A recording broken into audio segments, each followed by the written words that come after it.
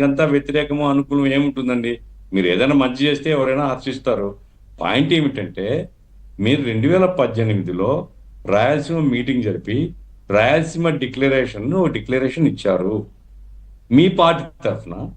మీ party central government ఉంది, వెనుకబడ్డ ప్రాంతాలకు ప్రత్యేక ప్యాకేజ్ ఇవ్వాలి అనేటువంటిది విభజన చట్టంలో ఉంది. కాబట్టి ప్రత్యేక ప్యాకేజీ రాయలసీమ ప్రజల హక్కు. దాన్ని ఎందుకు మర్చిపోతున్నారు? ఆయన ఒకవేళ మోడీ గారికి గుర్తు రాకపోవచ్చు, మీరైనా అడగాలి కదా, మీరైనా చెప్పాలి కదా అనేటువంటి అంశం నేను చెప్తున్నాను. ఎందుకంటే రాయలసీమ వెనుకబడ్డ పరిస్థితి ఎట్లుందంటే సార్, ఈరోజు రాష్ట్రం అంతా చాలా ఉత్సాహంగా ఉంది అది ఇదని మీరు అనుకుంటుంటారు. హైదరాబాద్ లో కూర్చుంటారు మీరు వచ్చేటువంటి మేము గ్రామీణ ప్రాంతాలు చూసినాం సార్, ఉత్సాహంగా లేరు సార్. రైతులు ఉత్సాహంగా లేరు. అనేక కారణాలు కావచ్చు, గవర్నమెంటే కారణం కాదు, ప్రకృతి కారణం కావచ్చు, అధిక వర్షాల కారణం కావచ్చు, రేట్ పడిపోయింది కారణం కావచ్చు. కాబట్టి ఇటువంటి పరిస్థితుల్లో ఈ ప్రాంతం యొక్క ప్రజల యొక్క మనోభిప్రాయాలను గౌరవించి కొన్ని ఉత్సాహకరంగా ఇదిగో ఈ రాయితీలు ఈ ప్రాంతానికి ఇస్తున్నామని చెప్తే మరింత ఉత్సాహం వచ్చేది. ఇప్పుడు నేను వచ్చిన వాళ్ళందరూ ఉత్సాహంగా ఉన్నారా లేదా నాకేం తెలుస్తుంది? నాకు బయట నుంచి చూసేటువంటి వాళ్ళకి ఏంటంటే రాయలసీమ వెనుకబడ్డ ప్రాంతాల ప్యాకేజీ విభజన చట్టం ఉంది, అది ఇవ్వడం లేదు. మోడీ ఇస్తామని గతంలో చెప్పారు, ఇవ్వడం లేదు. రాయలసీమ ప్రత్యేక ప్యాకేజ్ అని డిక్లరేషన్ ద్వారా బీజేపీ గారు డిమాండ్ చేశారు. వారు దాని గురించి మర్చిపోయినారు. అంటే ఎన్నికల ముందు ఒక మాట, ఎన్నికల తర్వాత ఒక మాట అనేది ప్రజలు అర్థం చేసుకుంటున్నారు, అది వేరే సంగతి. ఇప్పుడు నా పాయింట్ అంతా ఏమంటే, ప్రజలు ఎందుకు కాంగ్రెస్ మేము కేరళలో వ్యతిరేకిస్తున్నాం, మీ చోట కాంగ్రెస్ ఎందుకు బలపరుస్తున్నాం అని ప్రశ్న అడిగారు.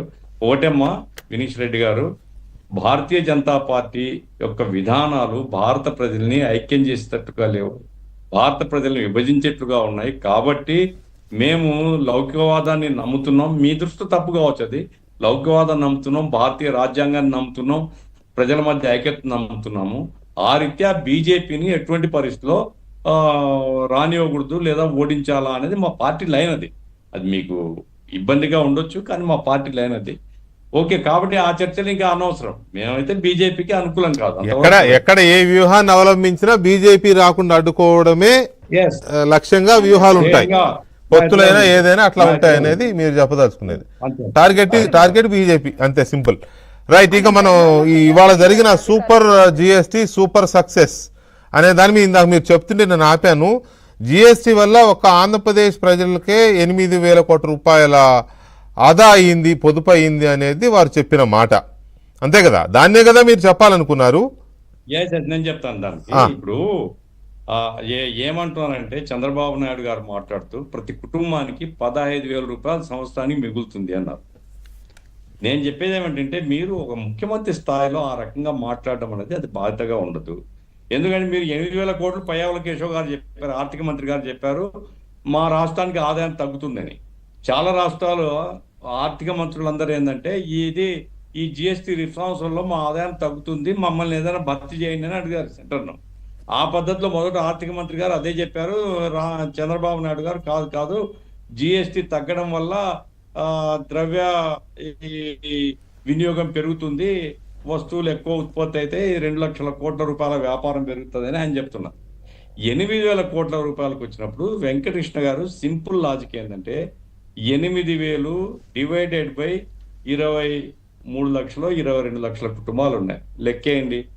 నేను లెక్కేస్తే 3,500 3,400 అట్లా వస్తుందండి. కాదు పర్ క్యాపిటల్ లెక్కేసుకున్నా కానీ 8,000 కోట్ల రూపాయలు డివైడెడ్ బై 5 కోట్లు లెక్కేసుకుంటే 1,600 వస్తుందండి. కాబట్టి నేను చెప్పేది ఏమిటంటే ఫ్యాక్ట్స్ మాట్లాడుకుంటే మంచిది. మనం 8,000 కోట్ల రూపాయలు 15,000 కోట్ల అడ్వర్టైజ్మెంట్ కూడా రోజు టీవీలో చూస్తున్నాను. భార్యాభర్త మాట్లాడుతారు, 15,000 మిగిలింది, 15,000 ఇంకా అది అమలే కాలే, 15,000 మిగిలిందని అడ్వర్టైజ్మెంట్ కూడా అట్లా ఇస్తున్నారు. జిఎస్టీ వల్ల సార్ ఆటోమొబైల్ రంగంలో కార్ల ఉత్పత్తి పెరిగిందండి, కార్ల రేట్ తగ్గింది. ఆ రకంగా అప్పర్ మిడిల్ క్లాస్ ఆరుకునే వాళ్ళకి మాత్రం బాగానే లాభం, 1,00,00,000 తగ్గుతున్నాయి, అది ఓకే. కానీ middle class, lower middle class, poor people పరిస్థితి. మారుతి వాడు అసలు 24 గంటలు ఫ్యాక్టరీ పనిచేయాలని చెప్పాడు ఈ మధ్య, వాళ్ళు అదే అంటున్నారు. కాబట్టి కార్లు మోటార్ సైకిల్ రంగంలో మంచి మార్పు ఉంది అనేటువంటిది అబ్జర్వ్ చేస్తున్నాం సార్. అట్లాగే ఈ ఫార్మసీ అంటే నిత్యావసర మందుల ధరలు తగ్గుతాయన్నారు, నేను అప్రిషియేట్ చేస్తాను సార్. సామాన్య ప్రజలకు అది ఉపయోగపడుతుంది.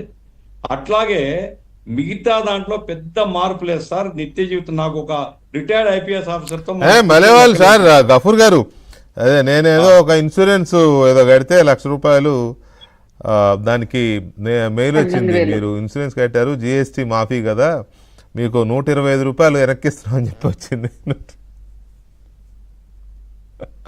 నేను చెప్పేది ఏమిటంటే, ఒక ఐపీఎస్ ఆఫీసర్ రిటైర్డ్ సార్, ఆయన అన్ని లెక్కలు తయారు చేసినారు సార్.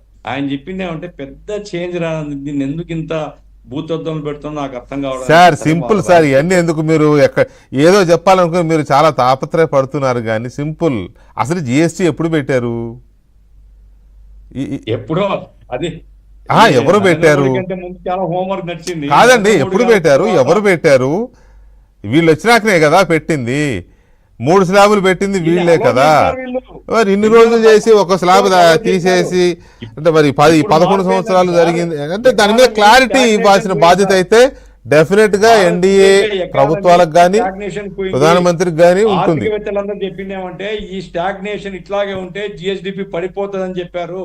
కాబట్టి దేశం యొక్క అవసరాల కోసం తప్పనిసరి పరిస్థితి ఏర్పడింది, మారుస్తున్నాం. ఓకే, మంచిదే, నేను కాదన్ను. అయితే ఇదేదో అద్భుతాలు జరిగిపోయినట్లుగా ఇక్కడ చంద్రబాబు నాయుడు గారు, ఇక్కడ కూటమి ప్రభుత్వం ప్రచారం చేసుకోవడం అనేటువంటిది అది కొంచెం ఓకే. ఇప్పుడు అద్భుతాలు జరిగాయా జరగలేదా అనేది ఒక ఆస్పెక్ట్ అయితే, 1 నేషన్ 1 ట్యాక్స్ అని తీసుకొచ్చింది వీళ్ళే, దాంట్లో 3 స్లాబులు పెట్టింది వీళ్ళే, దాంట్లో కొన్ని పేద ప్రజలు వాడే వాటిని కూడా హై స్లాబ్లో పెట్టింది వీళ్ళే. అప్పటి నుంచి ఇప్పటి వరకు పెట్రోలియం ప్రోడక్ట్స్ని, పెట్రోల్ని, డీజిల్ని జిఎస్టీ పరిధిలోకి దేనిది వీళ్ళే. అదేమంటే ఈ రాష్ట్రాల ముఖ్యమంత్రులు ఒప్పుకోవాలని చెప్తున్నది వీళ్ళే. మెజారిటీ రాష్ట్రాలు, 300 రాష్ట్రాలు బీజేపీ ఎన్డీఏ ముఖ్యమంత్రులు ఉన్నా కూడా అది ఎందుకు అమలు కావట్లేదో చెప్పాల్సింది వీళ్ళే.